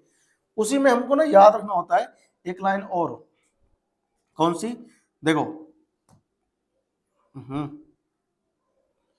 ये यहां पे उष्माक्षेपी और उष्माशोषी में आपको ध्यान रखना है। ये ना देखो मैं तुमको इतना डीपली इसलिए बता रहा हूँ एनसीईआरटी लाइन को, क्योंकि पेपर में आ जाता है। ठीक है ना, तुम्हारे कॉम्पिटिशन में दोगे तो वहां तुम्हें दिक्कत नहीं आएगी। ये रहा, यहाँ पे साफ साफ कह रहा है तुमसे डेल्टा एच विलयन का ज्यादा है, मतलब उष्माशोषी क्या है वो, यदि यहाँ पे साफ साफ बोल रहा है ना, गतिक साम्य होने के कारण ले सातलिया कौन होता है, एक वैज्ञानिक का नाम है। ठीक है ना, हाँ ले सातलिया बोलता है जितना तापमान बढ़ेगा उतना ही क्या होगा, उसकी विलयता बढ़ेगी। ठीक है, यदि निकट संतृप्तता प्राप्त विलयन में घुलने की प्रक्रिया कैसी है, उष्माशोषी। अगर उष्माशोषी मतलब उष्मा को सोख रहा है ना, तो ताप बढ़ने पर विलयता बढ़नी चाहिए। ठीक है ना, यानी उष्माशोषी ना, ये ध्यान रखना इंपॉर्टेंट है, इसको ना अंडरलाइन करो, नोट्स में आंसर कर लेना। उष्माशोषी विलयन के लिए है ना, विलयन के लिए क्या होगा, विलयता जो होगा, विलयता समानुपाती हो जाएगा किसके, ताप के। ठीक है ना, और अगर उष्माक्षेपी जहां से उष्मा निकल रहा है, मान लो जैसे मैं H2SO4 को ना जल में डालूंगा तो जल का विलयन जो बनेगा वो गर्म हो जाता है। क्या होता है वहां पर, क्या होता है वो उष्माक्षेपी विलयन है। उस केस में अगर तापमान बढ़ाएंगे तो विलयता घट जाएगी। ठीक है ना, और वहीं अगर मैं अमोनियम क्लोराइड को घोलूंगा जल में तो जल ना वो ठंडा हो जाएगा, और ठीक है वो उष्मा शोषी होता है। ठीक है, यानी वो उष्मा उल्टा ले रहा है उस अणु से जो टूट रहा है उसके अंदर। ठीक है ना, और H2SO4 में बाहर निकलता है। ठीक है ना, उष्मा, तो उष्मा शोषी में अवशोषित होता है। उसके लिए ना तुम एग्जाम्पल जो है अमोनियम क्लोराइड को जब जल में घोलोगे ना तब तुमको एक उष्मा शोषी विलयन मिलेगा जो ठंडा हो जाएगा पहले से। और ठीक है, और एक इसमें आता है हमारे पास में उष्मा क्षेपी विलयन है ना, उष्मा क्षेपी विलयन के लिए क्या लिखा मैंने, विलयन के लिए इसमें क्या होता है, इसमें जो डेल्टा जो विलयता होगा, विलयता इसकी जो होगी, विलयता वो घटेगा। ठीक है ना, ये होगा व्युत्क्रमानुपाती, यानी तापमान जितना बढ़ता जाएगा उतना ये विलयता इसकी, तापमान बढ़ेगा तो घटेगा और ये कम होगा तो ये बढ़ेगा। ठीक है ना, और यहाँ पर क्या समानुपाती है, तो यहाँ पर क्या होता है डेल्टा मिश्रण विलयन एच होगा वो ज्यादा होगा, और यहाँ पर क्या होगा डेल्टा विलयन एच वो कम होगा। ठीक है ना, 0 से। ठीक है, उसमें चपी में कम होता है। ठीक है ना, इसमें अधिक होता है। ठीक है, हाँ ये ऐसा प्रयोगात्मक रूप से भी देखा गया, मतलब ये एक्सपेरिमेंटली सिद्ध हो गया है ना, पता है। इसके बाद अभी तुमने क्या देखा, ठोसों का विलयता किसमें, द्रव में, ठोसों का द्रव में विलयता। ठीक है, ये यहां पर खत्म हो जाता है। इसके बाद में आता है हेनरी का नियम। हेनरी भाई साहब ने क्या बोल दिया आपको, हेनरी भाई साहब ने बोल दिया, किसने बोल दिया, देखो हेनरी का नियम क्या आता है, हेनरी का नियम, हेनरी का नियम ये हम लोग कहां पढ़ते हैं, ये हम लोग तब पढ़ते हैं जब हमसे कहता है कि जल में, यानी कि द्रव में गैस घोलो, क्या घोलो? हाँ, इस भाई साहब ने हमको समझाया द्रवों में गैसों का विलयता, है ना, गैसों का विलयता है। कौन से रंग से लिख दिया मैंने? चमक रहा है? देखो, इस कंडीशन में क्या बोलता है हेनरी भाई साहब बोलते हैं, कौन बोलते हैं? हेनरी भाई साहब बोलते हैं कि जितना ज्यादा तुम प्रेशर बढ़ाओगे, दाब, उतना ज्यादा क्या होगी, उसके मोल अंश उसमें होंगे, किसमें? उस विलयन में, ठीक है। तो विलय या तुम यहां पर लिख दो गैस, है ना, गैस, गैस का मोल अंश उतना ज्यादा घुलेगा जितना उसका आंशिक दाब होगा। तो P क्या है? आंशिक दाब, ठीक है ना, किसका? गैस का आंशिक दाब बढ़ाते जाओ और उतना अधिक क्या होगा, गैस के मोल अंश भी बढ़ेगा, ठीक है ना। तो इसका अगर परिभाषा लिखेंगे तो कैसे लिखेंगे? इस फॉर्म से लिखो, दिए गए ताप और दाब पर, सॉरी, दिए गए तापमान पर यदि किसी गैस का आंशिक दाब बढ़ाया जाए तो उसमें घुलने वाले उसके मोल अंश आपस में कैसे होते हैं? समानुपाती, ठीक है ना, ये ध्यान रखना। तो हेनरी नियम हमको यही बोलता है कि जितना अधिक आंशिक दाब बढ़ाओगे तुम गैस का, ये क्या है? ये गैस का आंशिक दाब है, गैस का आंशिक दाब, ठीक। तो जब हम लोग क्या करते हैं, इस समानुपाती का चिन्ह हटा देते हैं तो हमारे पास क्या मिलता है? एक स्थिरांक मिलता है KH, हम इसे बोलते हैं हेनरी स्थिरांक। और यहाँ पर क्या आता है? गैस के मोल अंश, ठीक है। अब ये जो एक यहाँ पे नया टर्म आया ना हेनरी स्थिरांक, इसकी बातें भी आपको सुननी चाहिए, इस पर बेस्ट क्वेश्चन आ जाता है और इस साल तो नीट में भी आएगा, ठीक है। देखो, KH क्या है? एक स्थिरांक है ना, स्थिरांक है जो क्या करती है? गैस की प्रकृति पर, गैस की प्रकृति पर निर्भर करता है, प्रकृति पर निर्भर करता है, निर्भर करता है, ठीक है ना। अब सुनो, ये इसके मान तुम्हें कैसा देगा वो, ठीक है ना, उस मान को देख करके हमें प्रेडिक्ट करना पड़ता है, अनुमान लगाना पड़ता है कि उसकी विलयता घट रही है बढ़ रही है, ठीक है। अभी बताता हूं कैसे, देखो। तो KH का मान तुम कैसे निकालोगे? P यहां पर लिखा है ना, तो P यानी कि दाब किसका? गैस का। और यहां पर क्या है? X है कि नहीं, किसका? गैस का। हम इस चीज को ऐसे लिख पाएंगे, मोल अंश गैस का बट्टे में क्या आ जाएगा? ये P गैस का आंशिक दाब बट्टे में क्या आ जाएगा? KH। अब देखो यहां से करते हैं, ये क्या है? ये हमको बता रहा है गैस की विलेयता, गैस की विलेयता बता रहा है, ठीक है ना। कौन? मोल अंश विलेयता बता रहा है हमको गैस की, क्योंकि मोल अंश उतना अधिक होगा जितना दाब होगा। अगर KH का मान देखो घटेगा, सॉरी बढ़ेगा, क्या होगा? जितना ज्यादा KH का मान होगा उतना ही X का मान कम आएगा ना, यानी विलेयता घटेगी। अगर भूल जाओ कि KH का मान कैसे घटने पड़ने से ये घटता बढ़ता है उसकी विलेयता, तो यहाँ इस फॉर्मूले को ना लिख लेना, देखना कि हेनरी के नियम के अनुसार हम जैसे ही KH का मान बढ़ाएंगे भाई साहब, हमारा जो ये मोल अंश है उस गैस का उस विलयन के अंदर वो घट जाता है। वो क्या होता है?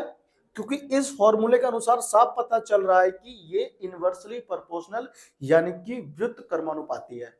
समझ में आ रहा है? तो ऐसा क्वेश्चन नहीं आता हेनरी नियम क्या होता है, परिभाषित कीजिए, फॉर्मूला लिखिए।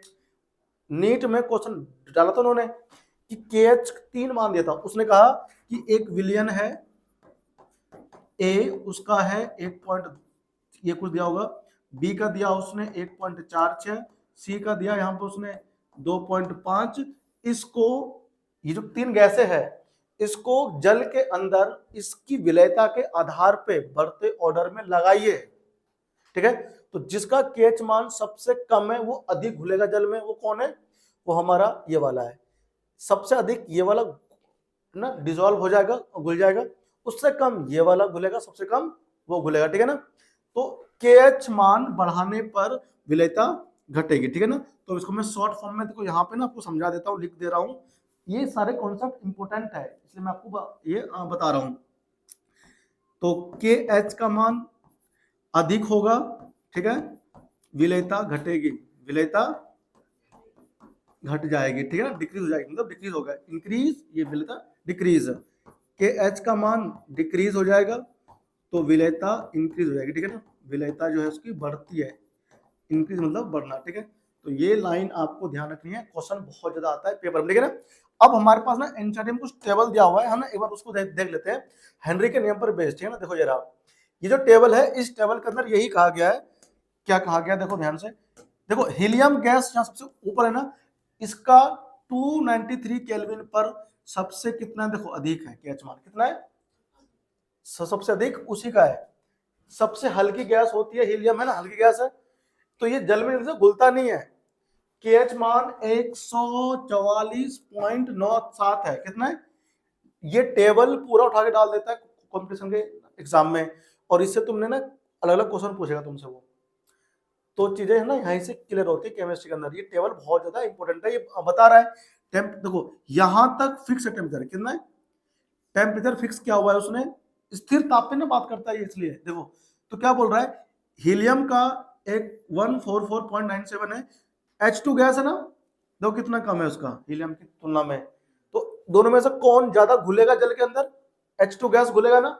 H2 गैस का केएच मान सबसे कम है। देखो अब क्या हुआ, N2 गैस का जो केएच मान है वो कितना है, 76 है। H2 से N2 का ज्यादा है, तो N2 कम घुलेगा H2 से, है ना। ये कम घुलेगा, ये अधिक घुलेगा, H2 कम मान है तो अधिक घुलेगा, अधिक मान है तो कम घुलेगा।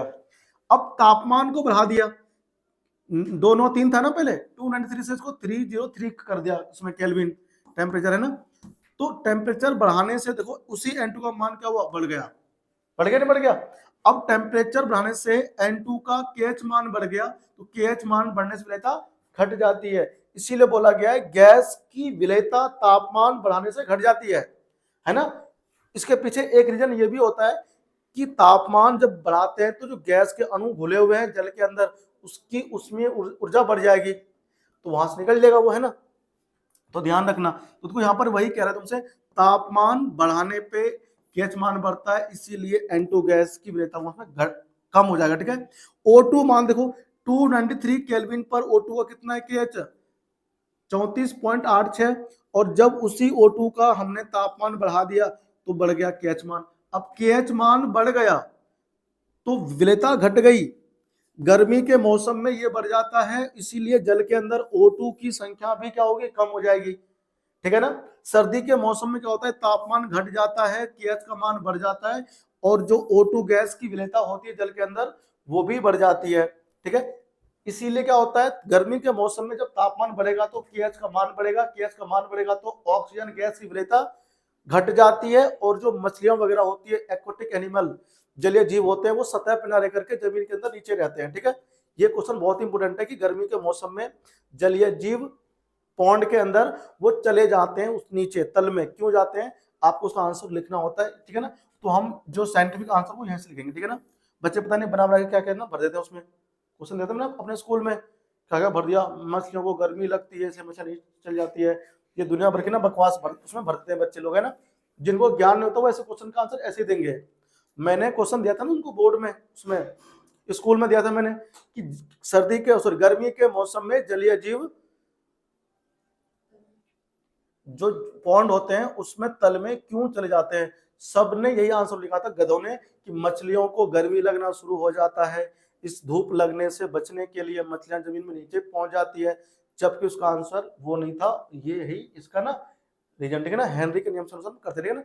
अब आता है हेनरी के नियम पर बेस्ड कुछ क्वेश्चन, ठीक है ना। ये बहुत ही आसान सा क्वेश्चन, ठीक है ना, इस एग्जाम्पल को तुम जरूर कर लेना, ठीक है। आ सकता है ना 2 नंबर का, बहुत ही इजी क्वेश्चन है, नहीं होगा ना फिर मैं बताऊंगा तुमको।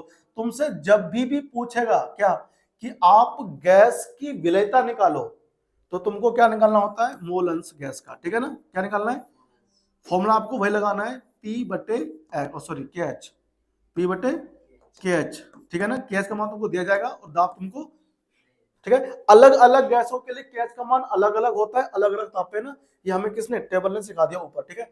आगे हम लोग बढ़ जाते हैं, देखो हेनरी के नियम का अनुप्रयोग कहां कहां यूज होता है, ठीक है।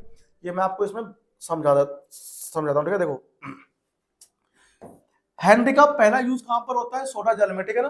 कार्बन डाइऑक्साइड गैस को ना भरते हैं जो आप पीते हो पेप्सी वगैरह, ठीक है ना, कोका कोला पीते हो ना, तो उसके अंदर गैस निकलती है, उसको अंडर हाई प्रेशर पैक करते हैं CO2 गैस। CO2 गैस क्या करती है, उसके स्वाद को बनाए रखती है, ठीक है ना, और अधिक समय तक आपको पीने में वो स्वादिष्ट लगता है, ठीक है। तो उसको हम लोग जो पैक करते हैं वहां पर हेनरी का नियम ही लगाता है, जितना अधिक दाब लगाएंगे ना उसमें गैस अधिक आता है, घुलता है उसमें पेप्सी में।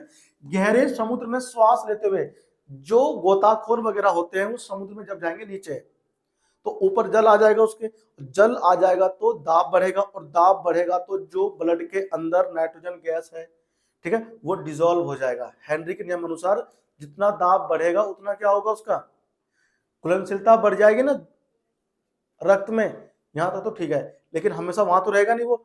जब गोताखोर वापस आएगा तो दाब हटेगा, दाब हटेगा तो विलेयता घटेगी, और जो उसमें गैस घुल गए थे नाइट्रोजन, वो बबल्स बन के बाहर आएंगे।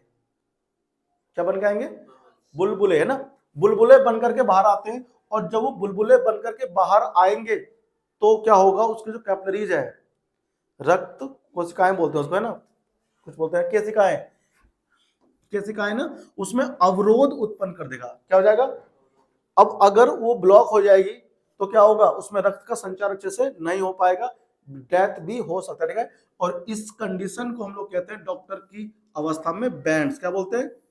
तो इससे बचने के लिए वैज्ञानिक लोग क्या करते हैं, उसके टैंक के अंदर भर देते हैं नाइट्रोजन, सॉरी हीलियम, क्या भर देते हैं उसके अंदर, ये रहा है ना, देखो 11.7% का भरता है वो हीलियम, 56.2% का भरता है नाइट्रोजन। अभी देखा था ना तुम लोगों ने कि नाइट्रोजन का जो KH मान कितना अधिक होता है तो जल्दी से घुलेगा नहीं उसके अंदर, और ऑक्सीजन कितना भरता है उसमें, 32% है ना। हाँ, तो ये ना तुमको ध्यान रखना है।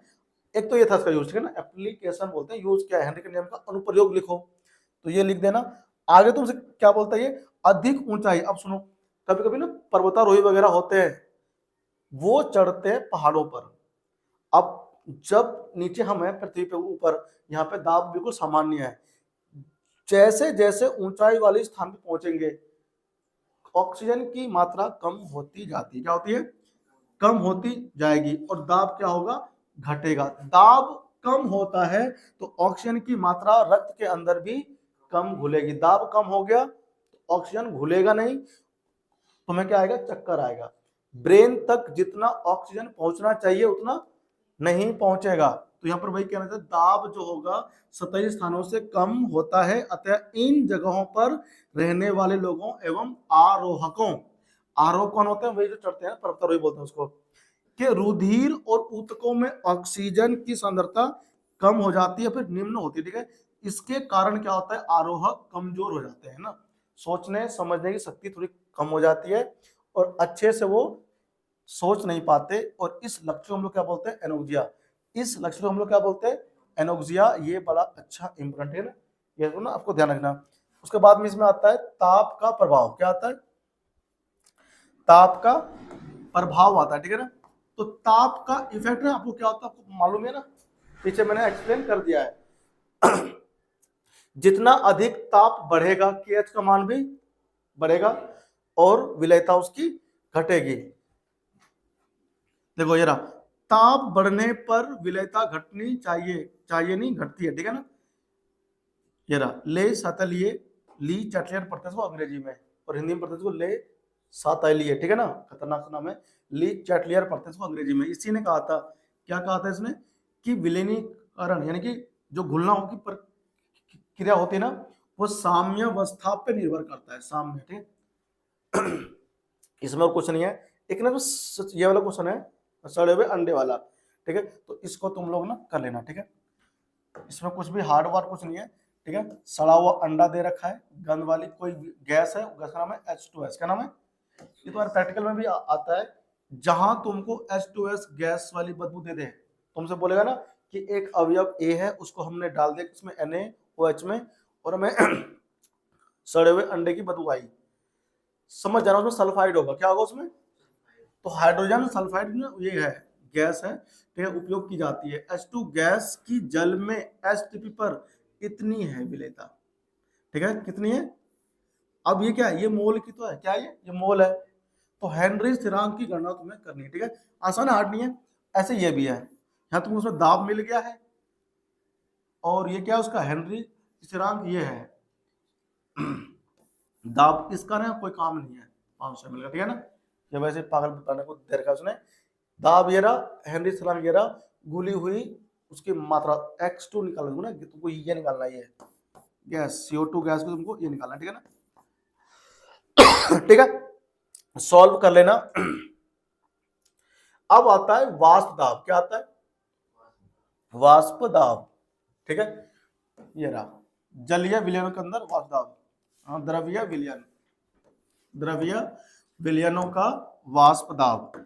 एक बात ध्यान रखना, एक्चुअली वाष्प दाब होता क्या है, देखो तुमको पहले से तो पता होना चाहिए कि वाष्प दाब क्या होता है, ठीक है, नहीं पता है तो मैं संक्षेप में बता देता हूं। इसको हम लोग अंग्रेजी में बोलेंगे वेपर प्रेशर। क्या बोलेंगे? Vapour pressure. देखो वाष्प दाब क्या होता है, दो तरह के हमारे पास अवयव होते हैं, एक होते हैं वाष्पशील और एक होते हैं अवाष्पशील। चीनी वगैरह को उड़ना नहीं आता, यूरिया हो गया, नमक हो गया, ठीक है ना, ग्लूकोज हो गया, शुगर हो गया, चीनी वही है ना, इसको उड़ना नहीं आता, ये सब होते हैं अवाष्पशील अवयव। क्या होते हैं? लेकिन बेंजीन हो गया, टोल्यून हो गया, है ना, फिनॉल हो गया, वाटर हो गया, ठीक है, एल्कोहल हो गया, इन सबको उड़ना आता है। तापमान बढ़ने पर ये वाष्प में परिवर्तित होते हैं, तो इनको हम लोग कहते हैं वाष्पशील अवयव, ठीक है। मेरे पास मान लो कोई मेरे पास क्या है, कंटेनर है, बर्तन है, ठीक है, इस बर्तन के अंदर हम लोगों ने एक लिया हुआ है विलायक, ठीक है ना, और हम लोग यहाँ पर वाष्पशील विलायक की बात कर रहे हैं, ठीक है ना। इसके अंदर क्या है? वाष्पशील विलायक है, ठीक है, वाष्पशील विलायक है, और इसके अंदर हम लोगों ने वाष्पशील विलय भी लिया हुआ है, ठीक है ना। तो हम लोग ना ओनली विलायक की बात करते हैं, ठीक है ना, विलय तो बात में लेंगे। देखो अब ये क्योंकि वाष्पशील है तो ये ऊपर से हमने इसको बंद किया हुआ है, क्या ये ऊपर से पूरा बंद है, ठीक है, ये बंद है वरना उड़ के भाग जाएगा ना, इसलिए हमने इसको बंद कर दिया है, ठीक है। क्या देखो अब क्या हुआ, रूम टेम्परेचर पर ही मैं बात कर रहा हूं, ठीक है ना। ये जो सरफेस के ऊपर कण है, सरफेस बोलते हैं किसको, ठीक है ना, ये जो कण है इसको इतनी ऊर्जा मिल जाती है कि जो उसके नीचे वाले कण है उसके साथ क्या करते हैं, जो इंटरेक्शन होता है उसको तोड़ के ऊपर निकलता है। कहाँ निकलता है? ऊपर निकलता है, और ऊपर जब गैस बन के जाएगा तो इससे टकराएगा, किससे? इससे, दीवारों से, बर्तन की वॉल से, और टकराते इसकी ऊर्जा कम हो जाएगी, और क्या होगा वापस इसमें, किसमें? लिक्विड में, है ना। यानी पहले क्या होता है, पहले होता है इसका वाष्पीकरण, ठीक है, उसके बाद क्या होगा, टकराएगा, टकराने के बाद वापस कहाँ मिल जाएगा? लिक्विड में। तो इसको हम लोग क्या बोलते हैं? संघनन। क्या बोलते हैं? संघनन बोलते हैं, ठीक है। अब क्या होगा, शुरू में वेपोराइजेशन की प्रोसेस क्या होगी? फास्ट होगी। क्या होगी?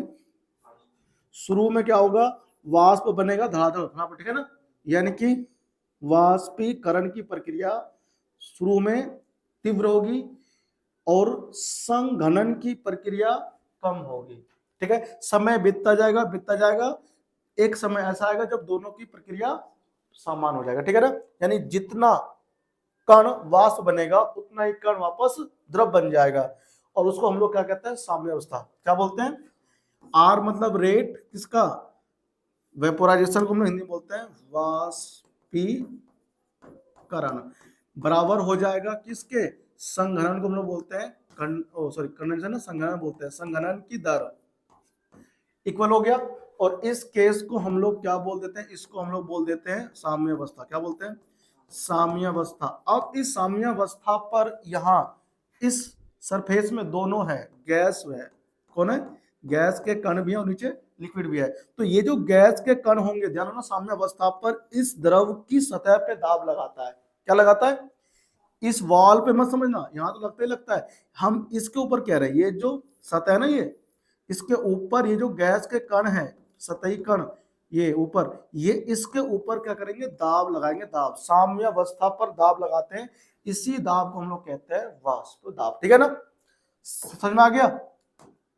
यानी कि साम्यावस्था पर हम लोग सिंपल बोलते हैं साम्यावस्था पर, ठीक है, किसी विलयन में, किसी विलयन कह लो या अवयव में, ठीक है ना, किसी बंद पात्र में गैस के कणों द्वारा विलयन की सतह पर लगाया गया दाब, है ना, लगाया गया दाब वाष्प दाब कहलाता है। क्योंकि बार बार अपना आगे यूज होगा, वाष्प दाब कहलाता है। तो उसी वाष्प दाब को हम लोग ना अब करेंगे कैलकुलेट, ठीक है। अब यहाँ सुनो ध्यान से, है ना, यहाँ पर मैं कुछ मेन बातें ना जो यूज होगा वो एक्सप्लेन कर देता हूँ, बार बार नहीं बताऊंगा। देखो, अब इस बीकर के अंदर कौन है, केवल विलायक था। कौन था, वो भी कैसा था, वाष्पशील विलायक था। इसके वाष्प बन रहे थे, ठीक है। अब क्या करना है, इसके अंदर हम लोग कुछ मिला सकते हैं, ठीक है ना। मान लो मेरे पास एक दूसरा विलयन है, अभी तो हम लोग इसमें केवल क्या ले रहे थे, विलायक ले रहे थे ना, विलायक ए लिया। अब तुमने इसके अंदर विलय भी ले लिया, क्या ले लिया, विलय। अब विलय और विलायक ये दोनों कैसे हैं, वाष्पशील है। अब इसमें दोनों लोग हैं, विलय भी और विलायक भी है। तो अब जो यहां से ठोस बने, ये जो गैस, ये जो द्रव है, जो उसके गैस बनेंगे ना, दोनों बनेंगे, ए और बी दोनों ही बनेंगे। तो अब जो वाष्प दाब होगा वो दोनों के वजह से होगा, है ना। यानी कि पी ए मतलब क्या होगा, अवयव ए का वाष्प दाब, समझे। और क्या होगा इसमें, जो पी बी में बार बार यूज कर रहा हूँ वो क्या होगा, अवयव बी का वाष्प दाब, है ना, वाष्प दाब। इसको हम लोग बोलेंगे विलय, ठीक है। विलय की मैंने बात किया था, इसको हम लोग अवयव दो बोल देंगे, ठीक है ना। हम शुरू में इसको दो बोल रहे थे ना, और एक। आप ए बी ना इसमें कन्फ्यूज मत होना, एक दो ना, ए बी बात एक ही है, ठीक है। अवयव एक का वाष्प दाब हो जाएगा P1, ठीक है, और P2 हमारा हो जाएगा अवयव 2 का वाष्प दाब, ठीक है ना। समझ में नहीं आया, ये चीज हमारी क्लियर हो गई। अब अगर मान लो तुमने इस विलयन के अंदर जो विलय है वो तुमने क्या कर दिया, अवाष्पशील मिला दिया। क्या मिला दिया, अभी तो तुमने मान लो यहाँ पर बेंजीन था, तूने उसमें टोल्यून डाल दिया, या मान लो टोल्यून था उसमें तुमने बेंजीन डाल दिया। अब बेंजीन और टोल्यून दोनों क्या होते हैं, वाष्पशील होते हैं। तो दोनों का मिल करके होगा वाष्प दाब, किसमें, इस विलयन के अंदर। अब हमने क्या कर दिया कि दूसरे बीकर में मेरे पास मान लो जल था, है ना, इसमें जल था, और जल के अंदर जो गैस बने थे, गैस के कण थे, वो केवल जल के होंगे ना यहाँ पे, तो बहुत सारे होंगे। अब तुमने क्या किया इसके अंदर, अब तुमने इसके अंदर क्या डाल दिया, NaCl डाल दिया मान लो, है ना, या मान लो आपने इसमें डाल दिया शर्करा, ठीक है, डाल दिया, चीनी कर दिया आपने इसके अंदर। अब जो सरफेस पे जल के कण थे, है ना, हम लोग पानी की बात कर रहे हैं, जो वाष्प बन रहे थे, शर्करा यानी कि चीनी को डालने से क्या होगा, इसको उड़ना तो आता नहीं है, हम इसलिए इसको बोलते हैं अवाष्पशील। क्या बोलते हैं, अवाष्पशील विलय बोलेंगे, ठीक है ना। अब तुमने इसके कण लाकर यहां पर बिठा दिए, घोलोगे तो यहां पर बैठेगा ना, यहां से, तो जहां पर अवाष्पशील विलय के कण बैठ गए, वहां से जल के कण वाष्प नहीं बन पाएंगे, है ना। तो जितने वाष्प के कण पहले बन रहे थे वो अब यहाँ पे उतने नहीं बनेंगे, कम हो जाएंगे, क्योंकि उस कुछ स्थान जो सरफेस का होगा ना, वो अवाष्पशील विलय के जो कण है उसने भी घेरा होगा। तो अब यहाँ पर वाष्प की संख्या कम हो जाएगी, किसके, विलायक के, क्योंकि ये जो विलय है अवाष्पशील है, इसको तो उड़ना आता नहीं, तो इसके वाष्प बनेंगे नहीं, तो इसके दाब भी नहीं होंगे, ऊपर से कम और हो जाएगा। तो हम लोग इतना कहना चाहते हैं कि जो अब ये बना विलयन, क्या बना, विलयन बना, इस विलयन का जो वाष्प दाब होगा वो क्या होगा, जो शुद्ध वाला होगा। कौन सा वाला होगा, जो कि ये था। अच्छा, ये जो शुद्ध वाला है इसका जो वाष्प दाब होगा उसको सब लोग पी नॉट दिखाते हैं, दिखाते हैं पी नॉट से। ये नॉट क्या होता है, पी शून्य बोलते हैं कुछ लोग, लेकिन एक्चुअली इसको पी नॉट पढ़ते हैं, ठीक है ना। तो हम इसको पी नॉट बोल देंगे। ये क्या है, ये है शुद्ध विलायक का वाष्प दाब, ठीक है ना, ध्यान रखना, शुद्ध विलायक का वाष्प दाब, है ना, जब इसमें कुछ भी मिक्स ना हो, समझा। और यहाँ पर क्या लिखा है, पी सॉल्यूशन मतलब होता है विलियन। पी विलियन का मतलब क्या है कि जब उसके अंदर क्या हो, कोई ना कोई मिक्स हो। ठीक है भाई, तो हमको ये ध्यान रखना है, ठीक है ना। तो इसकी सारी गणना हमको पता होनी चाहिए। हमने क्या सीखा कि अगर अवाष्पशील विलय को मिलाएंगे किसी वाष्पशील विलायक में, तो जितना उसका वाष्प दाब था शुद्ध अवस्था में उससे कम होगा उसका विलयन में। ठीक है, तो इन सब की गणना करने के लिए एक वैज्ञानिक आया, उसका नाम क्या है, राउल्ट। क्या नाम है, ठीक है ना। तो राउल्ट का नियम ना बहुत ज्यादा इंपोर्टेंट है, पेपर में आता भी है, ठीक है ना।